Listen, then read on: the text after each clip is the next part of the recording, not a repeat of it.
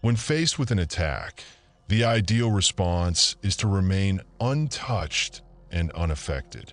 That may sound like a line from a self-help book until you find yourself in a situation where you are the one being attacked. Imagine this scenario. You're in a meeting room with glass walls, and someone across the table calmly questions your ability. The person doesn't raise their voice or show emotion. They just say something like, "I'm not so sure this project was handled properly." Suddenly, all eyes in the room are on you. You feel your face getting hot and your heart starts racing.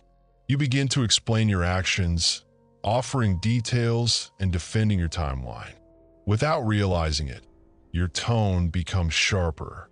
In that moment, you've lost control of the situation. I've witnessed this dynamic play out in different settings, from big corporations to political interviews and even small startup teams.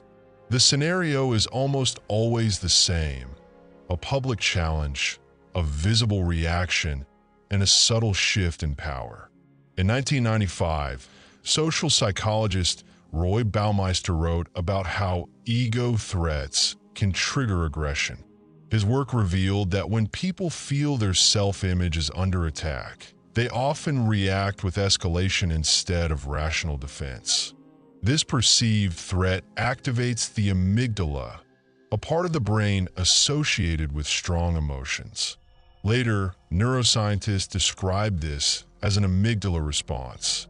The term amygdala response was popularized by Daniel Goleman in the 1990s. The basic idea is that stress hormones surge, your ability to think clearly decreases, and your body prepares for a fight. Here is a detail that is often overlooked. This reaction is usually visible to others. Your pupils might dilate, your voice might tighten, and you might start speaking faster.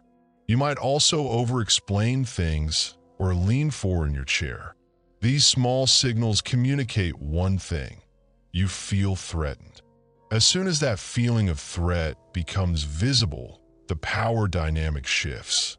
Think about some well-known public collapses. In 2017, the head of a big tech company reacted strongly to an analyst's question about how quickly the company was spending its cash during a public conference call. While the irritation was small, markets tend to respond to tone. Within days, the financial media changed the story. Instead of focusing on the numbers, they started talking about a lack of stability in the company's leader. The company's stock price fell. The leader's reaction became the headline, and the analyst's question was forgotten. Or consider political interviews where a single defensive interruption can define the news cycle for weeks. People rarely remember the original charge, but they do remember when someone loses their cool. Psychologists might tell you this is about managing your emotions, breathe, count to 10, and develop resilience. While that's not bad guidance, it's not the whole picture. The real battle is not about controlling emotions, but about managing how you are perceived. Machiavelli understood this very well, not as someone who supported cruelty, but as someone who understood power very well.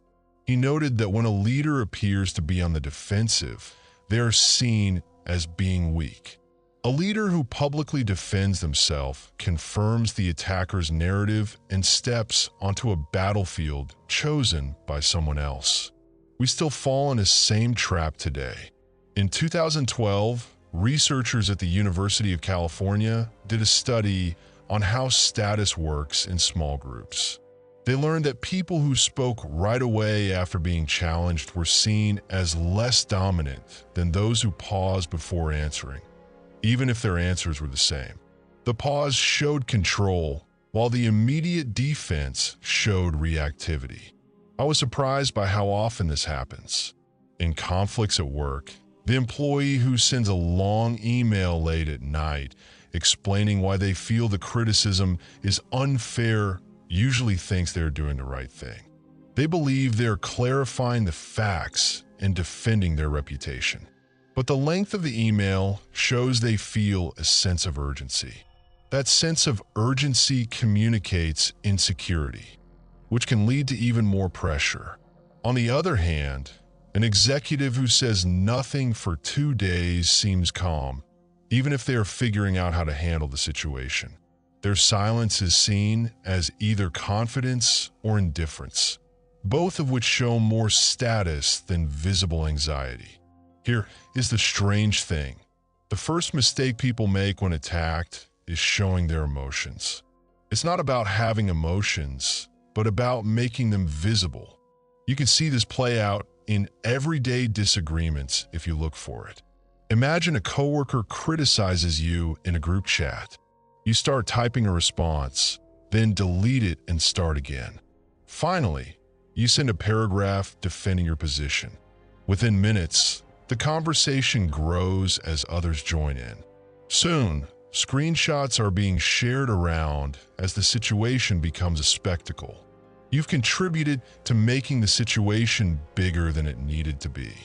Now, compare that to someone who responds with a single neutral sentence or doesn't respond at all and deals with the issue privately later. In these cases, the public energy around the situation disappears because there is nothing to keep it going. We are often taught that defending ourselves is a sign of strength. In childhood, not speaking up is seen as weakness. In the workplace, documenting everything is seen as protection. In social media, being quick to respond is seen as being authentic. But power works differently. The person who reacts confirms that the attack matters. The person who stays distant forces the attacker to go too far. There is data that supports this approach when dealing with a crisis. Studies of corporate scandals in the early 2000s found that companies that quickly issued emotional denials often made the situation last longer. Organizations that briefly recognized concerns and then shifted focus to fixing the situation were able to end the cycles faster. It wasn't about being sincere, but about being in control of the timing. The pace of your response is rarely talked about in ethical terms. It can feel like you are manipulating the situation. Maybe you are, but influence has a rhythm. When you respond right away, you're following the attacker's rhythm. When you wait, you set your own. This is where the theory can be hard to put into practice. Usual advice on how to be assertive says to address the situation head-on. State your boundary and fix any misinformation right away. That might work in fair fights, like between equals or in controlled situations. It doesn't work as well when the audience is not the attacker, but people who are watching. Those watching are always looking for one thing: how well you handle the pressure. In 1968, psychologist Stanley Milgram showed how authority can be created through context and behavior. In his famous experiments, participants gave what they thought were painful electric shocks to others because the person in charge of the experiment seemed calm. Authority wasn't about being loud, it was about being steady. The same thing happens in workplaces all the time.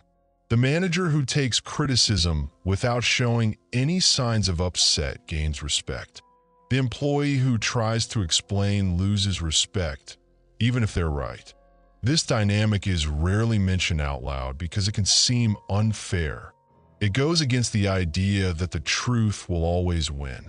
But the truth doesn't always win. The way you present the situation wins. That starts with who seems most affected by the situation. To stay untouched is not about being silent. It's about being strategically invisible at the moment the attack happens. It's about not letting your emotions control the public narrative, and about controlling the timing, tone, and location of your response. Almost everyone has been attacked, whether it's unfair criticism, betrayal by a coworker, or being exposed in a meeting. But almost no one has stayed untouched.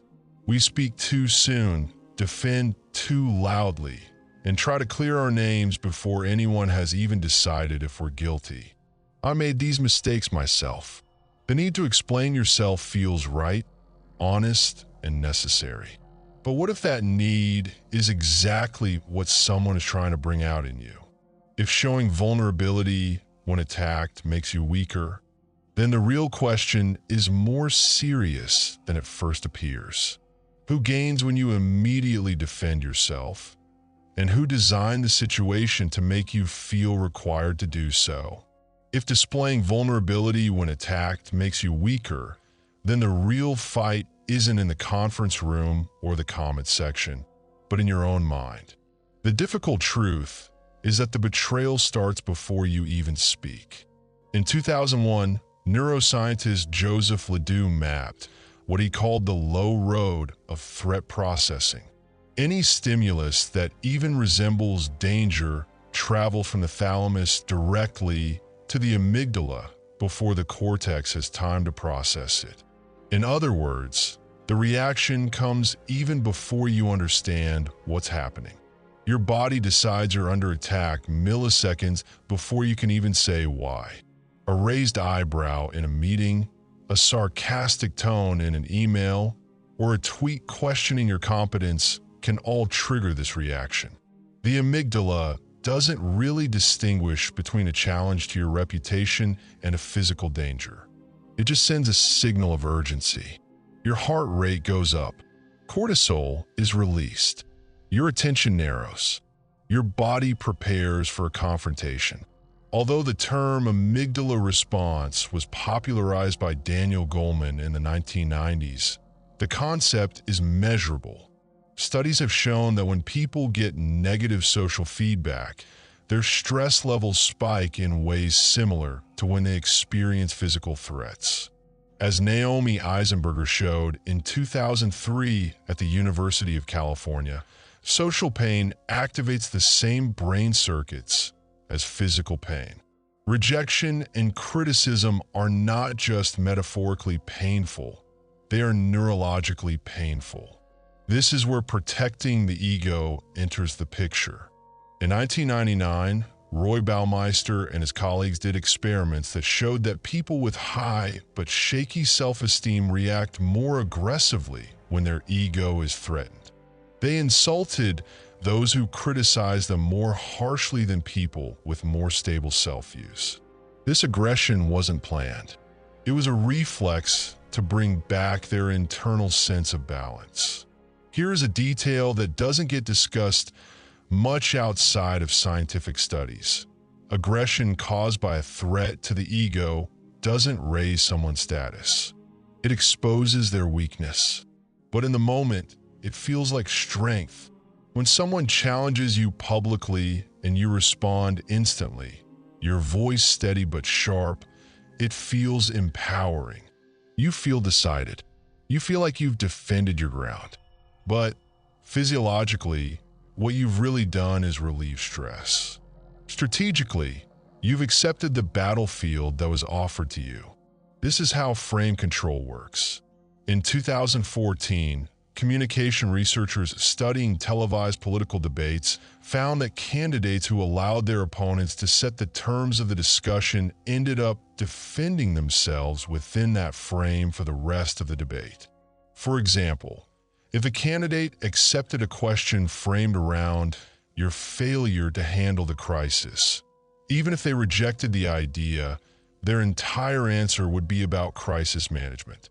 The original label stuck, and the opponent had defined what was important. The same thing happens on social media all the time. An accusation goes viral. Within minutes, the person accused posts a long explanation saying, "Let me clarify." Soon, screenshots are being shared and influencers are analyzing every sentence. The defense becomes the content itself, and the algorithm rewards this engagement. The original accuser fades into the background while the person defending themselves keeps creating material that supports the attacker's narrative. In 2018, data scientists studying outrage cycles on Twitter found that the posts that got the most engagement weren't the original accusations, but the defensive responses. The response feeds the cycle, and the more detailed the response, the longer the controversy lasts. The official advice is often to respond quickly to control the narrative. But control what narrative exactly? If someone else started the narrative, your quick response might just give it more power. This is where Machiavelli's insight is more helpful than modern self-help advice. The one who reacts has already accepted the opponent's version of reality. Responding is acknowledging, and acknowledging is validating. I used to think this sounded too cynical. Surely, silence can be seen as guilt, and responding quickly can show confidence. And sometimes it does. This is where the theory starts to become more complicated.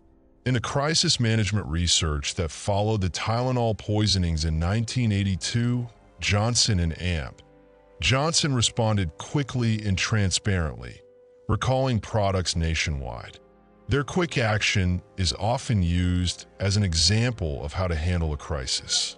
But if you look closely, you'll see that they didn't argue with the overall situation. They didn't debate whether the crisis existed. Instead, they shifted the focus from blame to responsibility. They changed the battlefield. That's frame control. Compare that to executives who rush to deny accusations while repeating the same words. I'm not corrupt. I did not lie. Each time they say it, they make the connection between their name and those words stronger. Studies of language show that using negative words doesn't erase the image from someone's mind.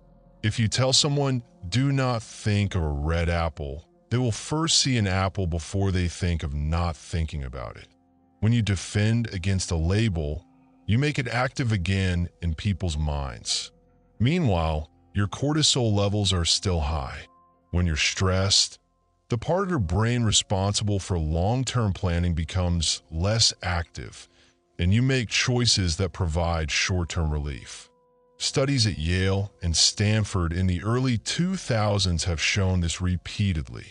When under stress, people will choose rewards that come right away rather than waiting for bigger benefits later. Protecting your ego gives you a reward right away, while long-term power takes time to gain. For a manager who is being criticized in front of their team, the desire to respond immediately is very strong. If they stay silent, their team might think they're weak. If they push back too hard, they might seem unstable.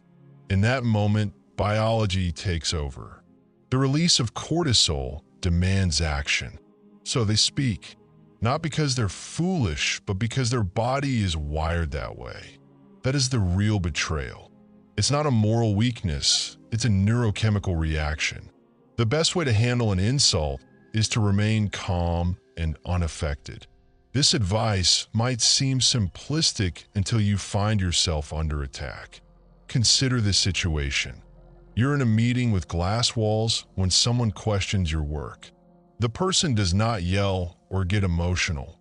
They simply say, I question how this project was managed. Suddenly, everyone in the room is looking at you. Your face gets hot and your heart races. You try to explain your decisions, giving details and defending your schedule. Your tone becomes defensive without you even realizing it. At that point, you have lost control. I have seen this happen in different situations, from big businesses to political interviews and small startups. The situation is almost always the same: a public challenge, a visible reaction, and a shift in power.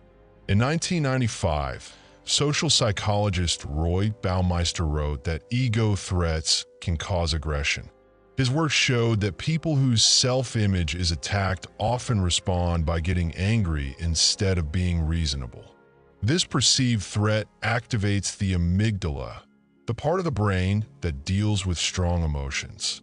Later, neuroscientists called this an amygdala response. Daniel Goleman made the term amygdala response popular in the 1990s. The idea is that stress hormones increase. Your ability to think clearly decreases, and your body prepares to fight. A detail that people often miss is that this reaction is usually obvious. Your pupils may widen, your voice may tighten, and you may start talking faster. You might also over-explain things or lean forward in your chair. These signals show that you feel threatened. The power dynamic changes as soon as that feeling of threat becomes clear. Think about some famous public failures. In 2017, the leader of a major tech company reacted strongly to a question about the company's spending during a public conference call. Even though the irritation was small, markets tend to react to tone. Within days, the financial media changed their story. Instead of focusing on the numbers, they started talking about how stable the company's leader was. The company's stock price went down. The leader's reaction became the headline, and the question from the analyst was forgotten. Or look at political interviews where a single defensive interruption can control the news for weeks. People rarely remember what the original accusation was, but they remember when someone loses their temper. Psychologists might advise you to manage your emotions by breathing, counting to 10, and building resilience. While that is good advice, it is not the complete picture. The real struggle is not about controlling emotions, but about controlling how people see you. Machiavelli, understanding power, knew this well rather than supporting cruelty. He pointed out that a leader who looks defensive is seen as weak. A leader who defends themselves in public supports the attacker's story and enters a battle chosen by someone else. We still make the same mistake now. In 2012, researchers at the University of California studied how status works in small groups. They learned that people who spoke immediately after being challenged were viewed as less dominant than those who paused before answering, even if their answers were the same. The pause showed control, while the immediate defense showed reactivity. I was surprised by how often this happens. In workplace conflicts, an employee who sends a long email late at night explaining that the criticism is unfair usually thinks they are doing the right thing. They think they are clarifying the facts and protecting their reputation. However, the length of the email shows they feel a sense of urgency. This urgency shows insecurity, which can cause more pressure. On the other hand, an executive who remains silent for 2 days seems calm, even if they're figuring out how to handle the situation. Their silence is seen as confidence or indifference, both of which show more status than visible anxiety. Here's a strange thing. The first mistake people make when attacked is showing their emotions. It's not about having emotions, but about showing them. If you pay attention, you can see this happen in everyday disagreements. Imagine a coworker criticizes you in a group chat. You start typing a response, then delete it and start again. Finally, you send a paragraph defending yourself. Within minutes, the conversation grows as others join in. Soon, screenshots are being shared as the situation becomes a spectacle. You have made the situation bigger than it needed to be. Compare that to someone who responds with a single neutral sentence, or who does not respond at all, and addresses the issue privately later. In these cases, the public energy around the situation goes away because there is nothing to keep it going. We are often taught that defending ourselves is a sign of strength. As children, we learn that not speaking up is a weakness. In the workplace, we learn that documenting everything is a form of protection. On social media, we learn that responding quickly is seen as being real. But power works in a different way. The person who reacts confirms that the attack matters. The person who stays distant forces the attacker to go too far. Data supports this when dealing with a crisis. Studies of corporate scandals in the early 2000s showed that companies that quickly issued emotional denials often made the situation last longer. Organizations that briefly mentioned concerns and then shifted to fixing the situation were able to end the cycles faster. It was not about being truthful, but about controlling the timing. The speed of your response is rarely talked about morally. It can feel like you are manipulating the situation. Maybe you are, but influence has a rhythm. When you respond immediately, you are following the attacker's rhythm. When you wait, you set your own. This is when the theory can be hard to apply. Usual advice on being assertive is to handle the situation directly by stating your boundary and correcting wrong information right away. That might work in fair fights, like between equals or in controlled situations. It does not work as well when the audience is not the attacker, but people who are watching. Those watching are always looking for one thing: how will you deal with the stress?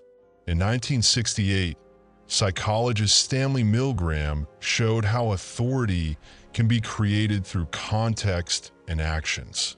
In his famous experiments, participants gave what they believed were painful electric shocks to others because the person in charge of the experiment seemed calm. Authority was not about being loud. It was about being steady. This happens in offices all the time. The manager who takes criticism without showing any upset gains respect. The employee who tries to explain loses respect, even if they are right. This is rarely mentioned because it can seem unfair. It goes against the idea that the truth will always win. However, the truth does not always win. How you present the situation wins. That starts with who seems most affected by the situation. To stay untouched is not about being silent. It is about being strategically invisible when the attack happens. It is about not letting your emotions control the public story and controlling the timing, tone, and location of your response. Almost everyone has been attacked, whether it is unfair criticism, betrayal by a coworker, or being exposed in a meeting. Yet, almost no one has stayed untouched. We speak too soon, defend too loudly, and try to clear our names before anyone decides if we are guilty. I have made these mistakes myself. The need to explain yourself feels right, honest, and important. But what if that need is what someone is trying to bring out in you? If appearing weak when attacked makes you weaker, then the real question is more important than it seems. Who benefits when you immediately defend yourself? And who created the situation to make you feel you had to? If appearing weak when attacked makes you weaker, then the real battle is not in the conference room or the comments section, but in your own mind. The hard truth is that the betrayal starts before you even speak. In 2001, neuroscientist Joseph Ledoux mapped what he called the low road of threat processing. Any stimulus that even looks like danger travels from the thalamus directly to the amygdala before the cortex can process it. In other words, the reaction comes even before you understand what is happening. Your body decides you are under attack milliseconds before you can even say why. A raised eyebrow in a meeting, a sarcastic tone in an email, or a tweet questioning your skill can all cause this reaction. The amygdala does not really distinguish between a challenge to your reputation and physical danger. It just sends a signal of urgency. Your heart rate increases. Cortisol is released. Your attention narrows. Your body prepares for a fight. Even though Daniel Goleman popularized the term amygdala response in the 1990s, the idea is measurable. Studies have shown that when people get negative feedback on social media, their stress levels increase in ways similar to when they experience physical threats. As Naomi Eisenberger showed in 2003 at the University of California, social pain activates the same brain circuits as physical pain. Rejection and criticism are not just metaphorically painful, they are neurologically painful. This is where protecting the ego becomes important. In 1999, Roy Baumeister and his colleagues did experiments that show that people with high but shaky self-esteem react more aggressively when their ego is threatened. They insulted those who criticize them more harshly than people with more stable self-views. This aggression was not planned. It was a reflex to bring back their internal sense of balance. Here is a detail that is not discussed much outside of scientific studies. Aggression caused by a threat to the ego does not raise someone's status. It shows their weakness. However, at the moment, it feels like strength. When someone challenges you in public and you respond instantly, your voice steady but sharp, it feels empowering. You feel decided. You feel like you have defended yourself. But physiologically, what you have really done is relieve stress. Strategically, you have accepted the battle that was offered to you. This is how frame control works. In 2014, communication researchers studying televised political debates found that candidates who let their opponents decide on the terms of the discussion ended up defending themselves within that frame for the rest of the debate. For example, if a candidate agreed to a question framed around your failure to handle the crisis, even if they rejected the idea, their entire answer would be about crisis management. The original label stuck, and the opponent had decided the important topic. This happens on social media all the time. An accusation goes viral. Within minutes, the person accused posts a long explanation saying, "Let me clarify." Soon, screenshots are being shared, and influencers are examining every sentence. The defense becomes what everyone is talking about, and the algorithm rewards this engagement. The original accuser disappears while the person defending themselves keeps creating material that supports the attacker's story.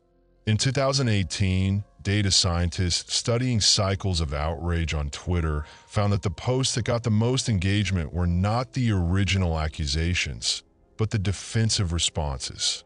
The response feeds the cycle, and the more detailed the response, the longer the controversy lasts. The official advice is often to respond quickly to control the story. But control what story exactly? If someone else started the story, then a quick response might just strengthen it.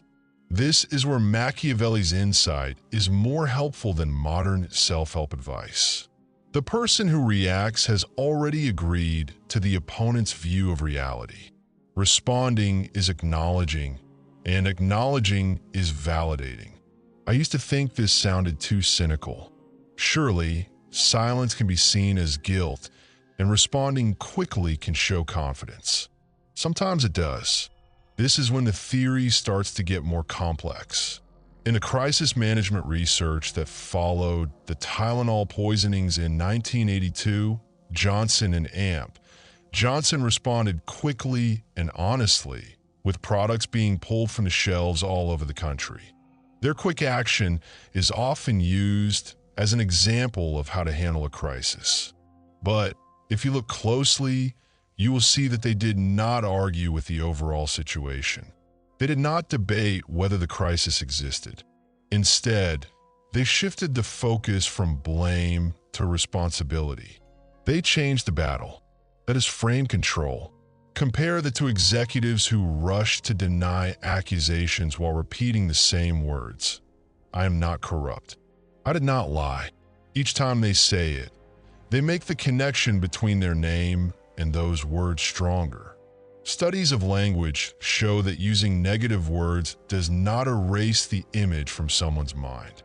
If you tell someone, "Do not think of a red apple," they will first see an apple before they think of not thinking about it.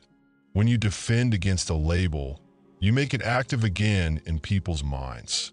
In the meantime, your cortisol levels are still high.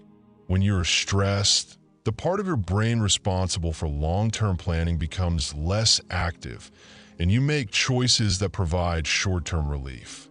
Studies at Yale and Stanford in the early 2000s have shown this over and over. When stressed, people will choose rewards that come right away rather than waiting for bigger benefits later. Protecting your ego gives you a reward right away, while long-term power takes time to gain. A manager criticized in front of their team has a very strong desire to respond immediately. If they stay silent, their team might think they are weak. If they push back too hard, they might seem unstable. At that point, biology takes over. The release of cortisol requires action. So they speak, not because they're foolish, but because their body works that way. That is the real betrayal. It is not a moral weakness. It is a neurochemical reaction. In 1980, Melvin Lerner, a social psychologist, put forth the just world hypothesis. This idea suggests we have a deep-seated belief that the world is fair and individuals generally get what they deserve. Lerner's experiments showed that when people see someone suffering unfairly, it creates mental stress. To ease this discomfort, they often adjust their understanding of the situation to restore a sense of justice. It's almost as if we are programmed to believe that the truth will eventually correct any distortions. This belief in a just world doesn't just vanish as we get older. Instead, it becomes a deeply ingrained rule. We tell ourselves that if we explain things clearly enough and present all the facts, fairness will triumph. However, power dynamics don't automatically reward moral clarity. Just because you are right doesn't mean you will win. A 2007 study in the Journal of Personality and Social Psychology looked at how people interpret public apologies and explanations. The study found that individuals who offered lengthy justifications were seen as less powerful and more responsible for the situation than those who gave short, controlled statements. It seems that the more someone tries to explain their innocence, the more vulnerable they appear. This is where theory meets a harsh reality. The natural urge to defend yourself can be used against you. Consider the cases of whistleblowers. For example, in 2014, workers at a large bank became aware of unethical sales practices. Some of these workers meticulously documented everything, sending memos to supervisors and creating detailed timelines. Their actions were transparent and morally sound. Yet, many of them faced retaliation, were sidelined, or were forced to resign before regulatory investigations backed up their claims. At the same time, senior executives issued brief public statements. These statements stressed their commitment to following the rules and conducting ongoing reviews. The contrast is telling. Those with less power relied on explaining their actions, while those with more power used carefully crafted messaging. This isn't to say that whistleblowing is a waste of time. It could be a necessary and courageous act. However, it shows a pattern. Being open isn't an automatic shield. In fact, it can leave you exposed. The same principle plays out in smaller social settings. Imagine a team member is blamed for missing deadlines. They sent a long email explaining their workload, the miscommunication, and other things that were out of their control. Their coworkers might skim the message, but the main impression that sticks is that the person is being defensive. The person who made the accusation, on the other hand, appears calm and confident because they were short and to the point. This is the trap of justifying yourself. Every explanation subtly lowers your position because it implies that you need to explain yourself in the first place. Negotiation research from Northwestern University backs this up. Researchers found that high-status negotiators offered fewer reasons for their positions, while lower-status negotiators explained themselves at length. Observers consistently rated the less explanatory party as more authoritative, even when their demands were the same. The extent of this effect might be surprising. While our moral compass points us toward being open, strategic thinking suggests restraint. This leads to a darker question. Do you want to be morally right or untouchable? The two don't always go together. In 2015, a senior executive at a global company was accused of favoritism. He responded with a company-wide email that was filled with performance metrics, promotion criteria, and comparisons. The email was transparent, supported by data, and morally satisfying. But it also kept the debate going for months. Each statistic was open to interpretation, and each clarification brought up new criticisms. Compare this to another case. An executive faced a similar accusation and issued a short statement reaffirming the evaluation process. He then shifted the focus to upcoming strategic initiatives. There was no detailed defense and no prolonged exchange. The issue faded from public view. While conversations might have continued internally, the matter lost momentum. This doesn't mean the second executive was more ethical. It simply means he understood how perception works.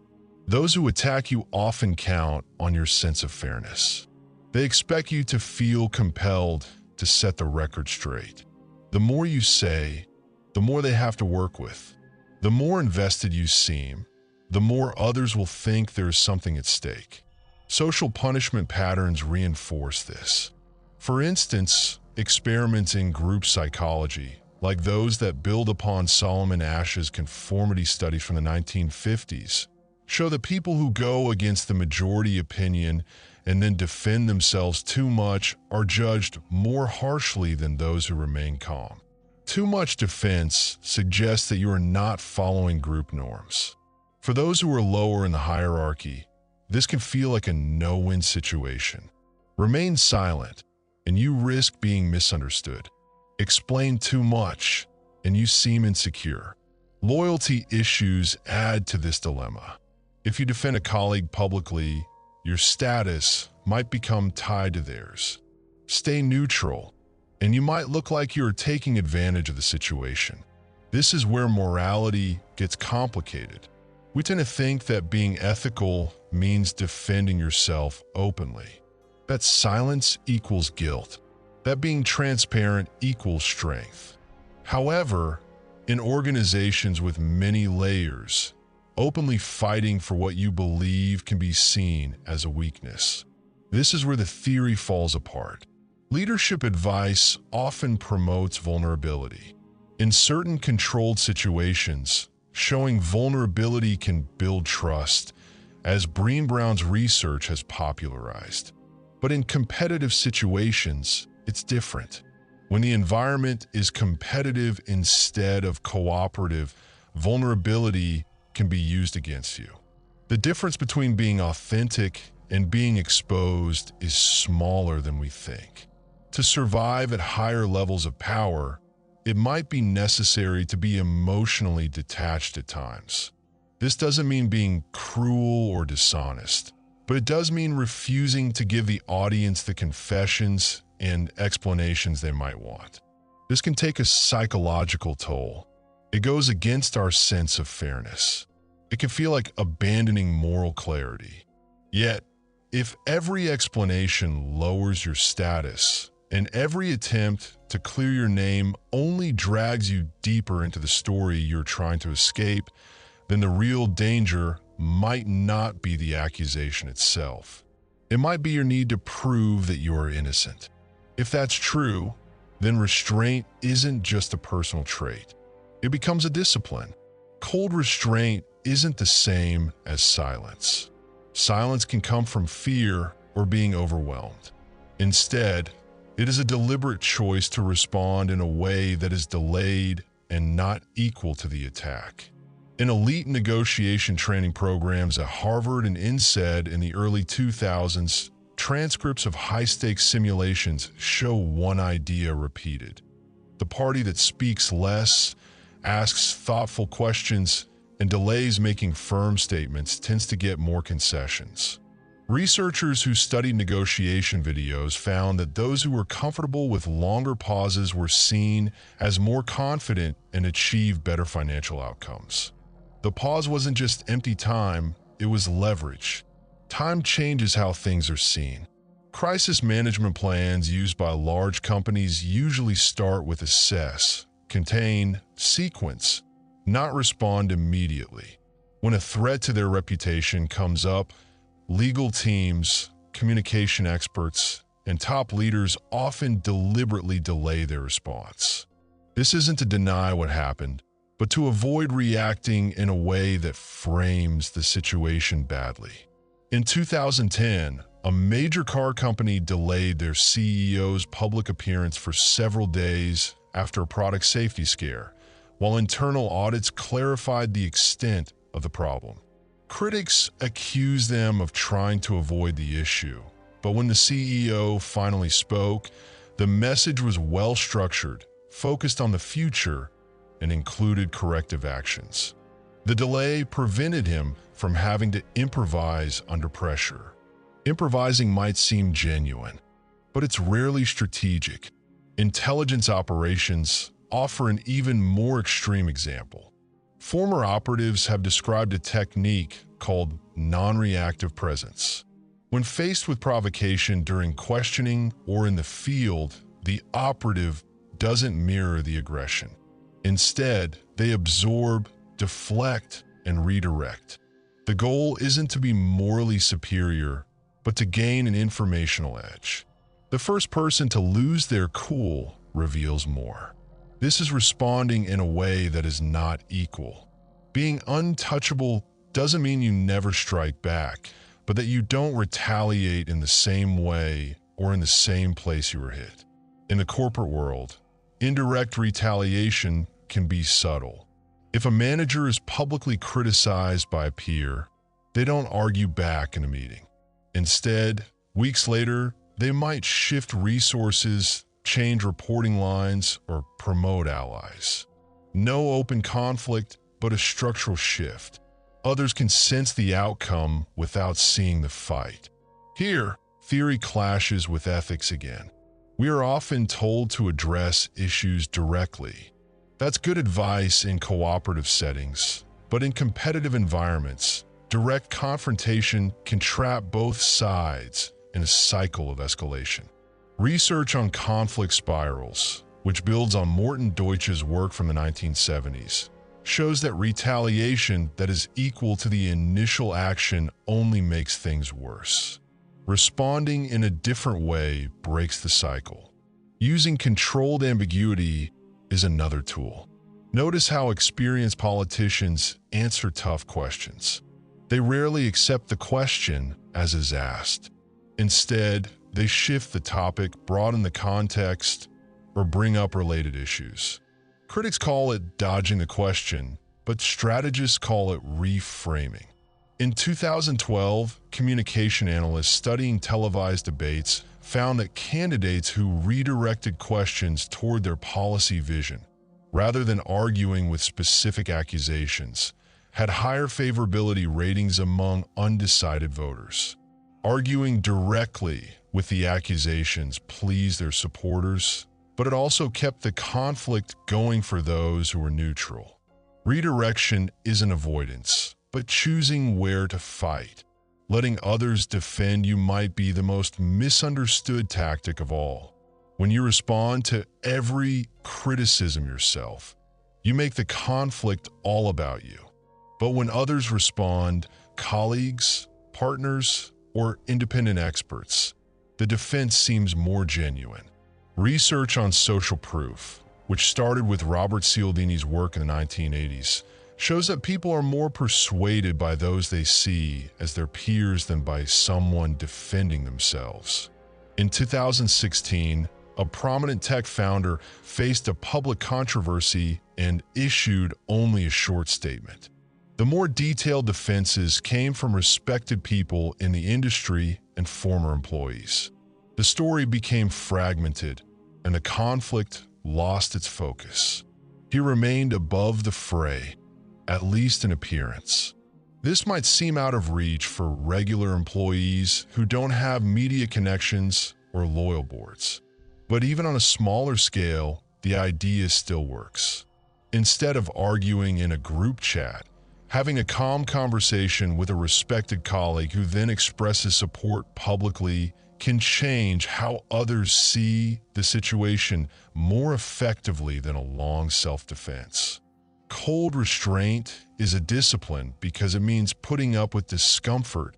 The urge to explain, to correct, to restore fairness doesn't just go away. Your stress hormones still rise, and your ego still wants to take action.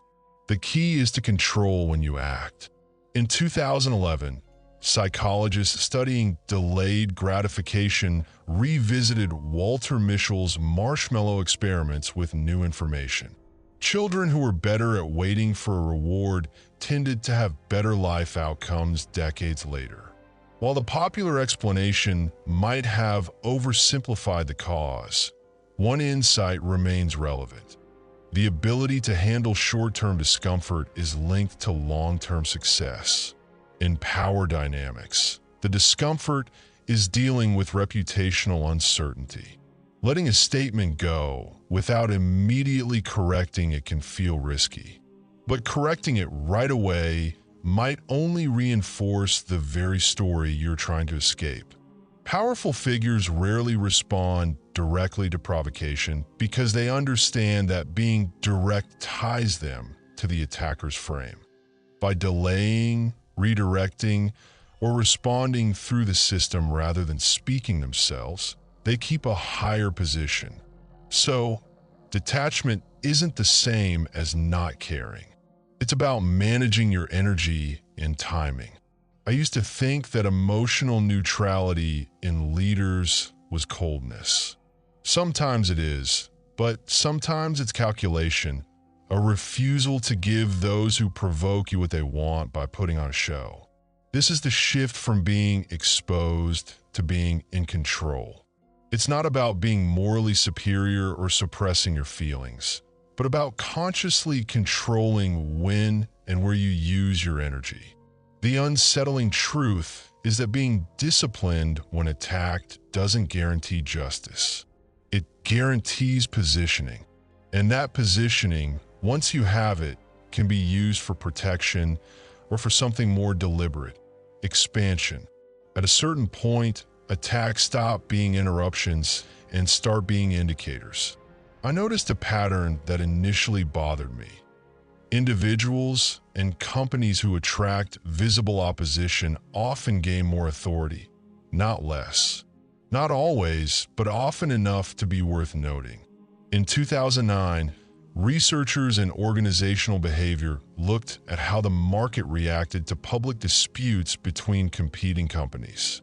When a dominant company was openly criticized by a smaller rival, the dominant company's brand recognition increased noticeably in consumer surveys afterward.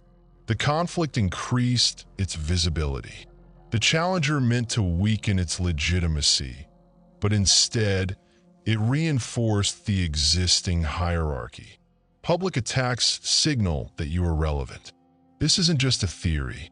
In 2013, when a controversial tech entrepreneur faced intense media scrutiny over his bold product claims and labor practices, online searches for his company surged.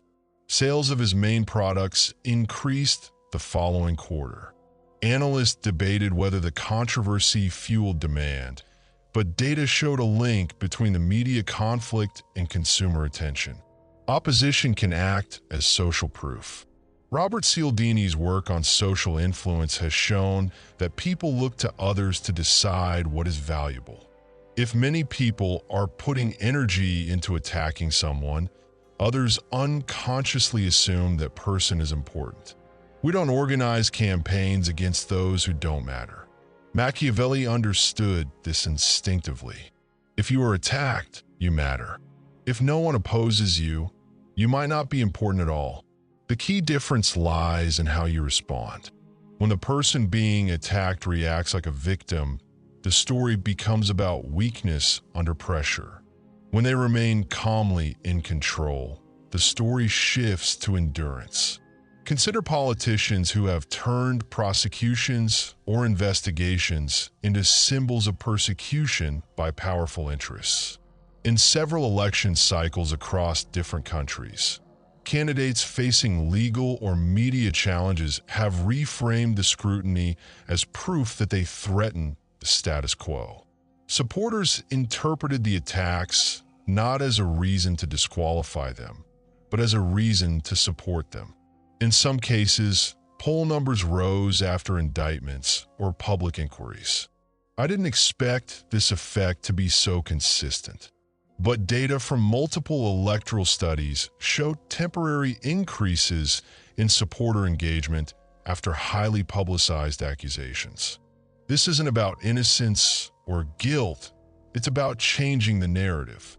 Remaining calmly in control plays a crucial role. When leaders avoid frantically defending themselves and instead present themselves as calm targets of disproportionate force, the aggression can be seen as fear from their opponents. The attacker appears threatened, and the target appears to be someone of consequence. In the corporate world, similar things happen on a smaller scale. If a department head is aggressively criticized by a peer and remains composed, others might start to associate them with rising influence. They might wonder, why is there so much focus on this person? What do they represent? The attack becomes a spotlight. This transformation, however, depends on certain conditions. A 2017 study on reputational resilience found that individuals with pre-existing networks and somewhat positive reputations were more likely to see their status increase after a controversy. Those without structural support, on the other hand, saw their status decline. The same attack can produce opposite outcomes, depending on what was in place beforehand. Thinking of attacks as opportunities is not a slogan, but a stress test. For regular employees, this experience can be intense. When a manager singles you out repeatedly in meetings, it can feel humiliating. Yet, others might begin to see you as strategically important, wondering, why is leadership so focused on our project? The emotional experience is one of threat, but the structural signal might be one of centrality. The danger is misinterpreting the moment. Victim narratives can trap you in a reactive position. Repositioning requires restraint and selective amplification. Market positioning offers another example. In the 1980s, a well-known drink company directly compared itself to a larger competitor in its advertising. The larger company initially ignored the challenge, but when it finally engaged, the challenger gained greater visibility. Years later, marketing analysts concluded that the challenger benefited more from the confrontation because it borrowed status from the established company. Engaging with someone gives them legitimacy. The advanced move is to engage selectively, responding not to the accusation itself, but to the attention it creates. Shift the focus from defense to your agenda, announcing new initiatives, launching products, and building alliances. Allow the attack to serve as involuntary publicity. Here, the psychological conflict intensifies. To see aggression as validation requires an emotional distance that can feel unnatural. When under fire, our first reaction is often to shrink back. Advanced strategy, however, demands expansion. It is important to be cautious here. Not every attack is an opportunity. Some are genuinely destructive, and some expose weaknesses that can't be reframed. However, The mere presence of opposition isn't proof of decline. At higher levels of influence, the absence of opposition can be more alarming than its presence. When no one challenges you, you might have stopped being relevant. The unsettling shift is this. Instead of asking, "How do I stop this attack?" the strategic question becomes, "What does this attack tell me about my position, and how can it be used?" At that point, conflict is no longer just something to survive, but something to learn from. And if attacks act as tests of structural strength, then perhaps the real measure of power isn't the ability to avoid enemies, but the ability to grow while they gather. If attacks are diagnostic, then being untouchable isn't a reaction, but a design. I used to think that composure under pressure was just a personality trait, that some people are simply colder or more restrained.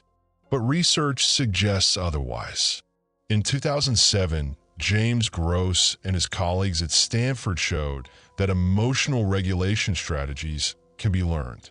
Reappraisal, rather than suppression, predicts more stable physical responses under stress. In other words, neutrality isn't just about temperament, it's about how you think. Being untouchable starts there, but it doesn't end there. Emotional neutrality under threat is just the visible layer. When a public figure takes in an accusation without seeming agitated, others see that stability as strength. A 2015 study on how people perceive crisis leadership showed that leaders who displayed controlled emotion during simulated corporate scandals were rated as more competent and trustworthy than those who expressed outrage, even when both provided the same factual defenses. Your body language becomes a signal. However, composure without structural support is fragile. Refusing to accept the frames set by your opponents is the second layer. George Lakoff's work on framing in political communication has shown that repeating an opponent's frame, even to deny it, reinforces it in people's minds. If a company responds to the question, "Are you corrupt?" with "We're not corrupt," the term corrupt becomes the focus. Strategic actors avoid this trap by answering a different question. I've seen this in executive briefings. When a board member frames a setback as a failure, experienced leaders shift the focus to long-term positioning metrics. They don't argue within the accusation, but expand the scope of the discussion. This can seem evasive to those who want clarity, but structurally, it prevents being trapped. Pre-built reputation shields form the third component. Sociologist Mark Granovetter's theory of embeddedness has shown that economic activity is sustained by networks of trust. In practical terms, this means that the credibility you have before a conflict determines your survival during the conflict. When Johnson and Johnson faced the Tylenol poisoning crisis in the 1980s, their existing reputation for consumer safety allowed them to take drastic measures, including a product recall, which was seen as responsible rather than panicked. The shield was in place before the attack. Without that pre-existing capital, the same actions might have signaled collapse. Indirect influence networks strengthen the architecture. Power rarely works through individual statements, but through allies, proxies, and validators. In intelligence operations, which have been partly revealed in memoirs and case studies, the use of cutouts and intermediaries protects those in charge from direct exposure. Messages travel without direct attribution. The corporate version of this is industry associations issuing statements, supportive analysts publishing reports, and respected third parties defending policy shifts. The central actor remains measured, almost distant. For regular employees, this can seem opaque. Decisions seem to come from nowhere, and criticism fades without any visible response. But beneath the surface, relational networks absorb and redirect pressure. Controlled visibility is another structural choice. Research from 2012 on media exposure and executive reputation found that overexposure increases the volatility of public perception. Figures who appear selectively maintain a sense of mystery and reduce opportunities for attack. Visibility is rationed, and silence isn't absence, but filtration. Strategic timing integrates all of these things. In negotiation research by William Ury and Roger Fisher, delay isn't passivity, but leverage. The party who reacts last often reacts with better information. In financial markets, firms sometimes delay responding to hostile takeovers until they have secured alliances. Public quiet conceals backstage movement. Here is where the architecture becomes clear. Real power minimizes direct confrontation because direct confrontation levels the playing field. When two actors exchange blows publicly, they share the stage. Structural power prefers asymmetry, changing incentives rather than arguments. I once assumed that being dominant required visible victories. Yet, studies of elite institutional leaders show that the most lasting figures often presided over fewer public battles, not more. They created systems where opposition fragmented before reaching them. This idea goes against popular psychology, which celebrates assertiveness. However, assertiveness without insulation can lead to burnout. For subordinates and partners, this system creates ambiguity. They might never see the defensive maneuvers that protect the organization and experience stability without understanding how it works. Some see the distance as indifference, while others sense calculation. The emotional reality at lower levels can be confusion or even resentment. Untouchability at the top often feels like opacity below. Yet, from a structural perspective, the goal is simple. Reduce the number of situations where you must personally fight. Not dominance, not aggression, not moral superiority, structural distance. Machiavelli wrote that injury should be inflicted in such a way that one does not fear revenge. The modern translation is less dramatic, but no less brutal. Design systems where retaliation can't reach you directly. Being untouchable isn't a moment of triumph under fire, but the quiet accumulation of buffers, alliances, timing advantages, narrative control, and emotional discipline long before conflict erupts. When they are attacked, the powerful don't bleed in public but redesign the board. And if the board can be redesigned, the unsettling question remains. How many of the conflicts we experience are not battles at all, but consequences of standing on someone else's architecture?